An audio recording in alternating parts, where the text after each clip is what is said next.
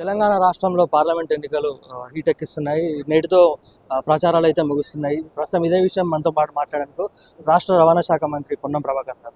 Sir చెప్పండి, రాష్ట్రంలో ఎన్నికలు నేటితో ప్రచారాలు ముగుస్తున్నాయి. రాష్ట్రంలో కాంగ్రెస్ పార్టీకి సంబంధించి ఎన్ని సీట్లు రాబోతున్నాయి?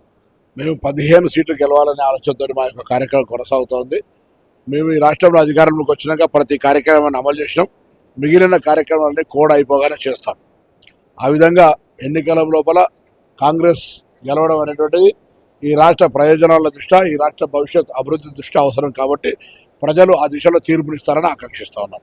ఓకే, రేపు కాంగ్రెస్ ప్రభుత్వం కేంద్రంలో వస్తే అంటే ఎట్లాంటి అభివృద్ధులు చేయబోతున్నారు? మా రాహుల్ గాంధీ గారు స్పష్టంగా చెప్పినారు. పాంచ్ న్యాయ్ పేరు మీద రిజర్వేషన్లకు సంబంధించిన క్యాప్ ఎత్తేసి ఏ జనాభా ఎవరెత్తుందో వారికంతా అనే మాట మీద న్యాయం చేయడంతో పాటుగా మహిళలకు, నిరుద్యోగులకు ఎవరైతే ఈ ప్రభుత్వం బీజేపీ 10 సంవత్సరాల దేశ సంపదనంతా అదాని అంబానికి పంచిపెట్టిందో అక్కడి నుంచి తిరిగి ప్రజలకు చేరే విధంగా కార్యాచరణ తీసుకోవడం జరుగుతుంది. ఓకే, రాష్ట్రంలో కాంగ్రెస్ ప్రభుత్వం ఏర్పడైతే 4 నెలలు గడుస్తుంది. ఇప్పటికే 6 గ్యారెంటీలకు సంబంధించి అయితే 3 గ్యారెంటీలు అయితే వచ్చాయి. ఇవన్నీ కూడా కేవలం ప్రజలను మోసపెట్టే విధంగానే ఉన్నాయని చెప్పేసి మాజీ ముఖ్యమంత్రి కేసీఆర్ అన్నారు.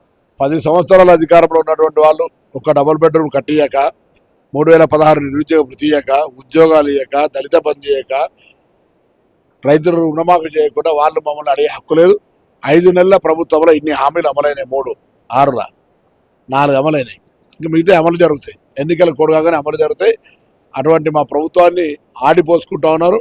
ఏది ఏమైనా ప్రజలతో ఎన్నుకోబడ్డ ప్రభుత్వం 5 సంవత్సరాల తప్పకుండా అన్ని హామీలు అమలు చేస్తాం.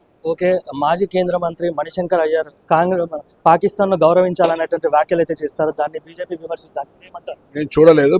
మణిశంకర్ అయ్యర్ ఆనాడు కూడా ఛాయవాలా అని చెప్పి ఈటనే జెండాల నరేంద్ర మోడీకి సహకరించిన వ్యక్తి. ఇవాళ కూడా ఇటువంటి మాటలు మాట్లాడి ఉంటే ఆయన బీజేపీ కోర్టు. గతంలో మీరు చేసినటువంటి అభివృద్ధి పనులు ఉమ్మడి కరీంనగర్ జిల్లాకు సంబంధించి ఎట్లాంటి మీకు మైలేజ్ ఉండబోతుంది? నేను ఇప్పుడు కూడా అడుగుతా ఉన్నాను. నేను ఎంపీ 5 ఏళ్ళు, నా తర్వాత ఇద్దరు ఎంపీలు 5 ఏళ్ళు చేసారు. 5 పనులు చెప్దాం.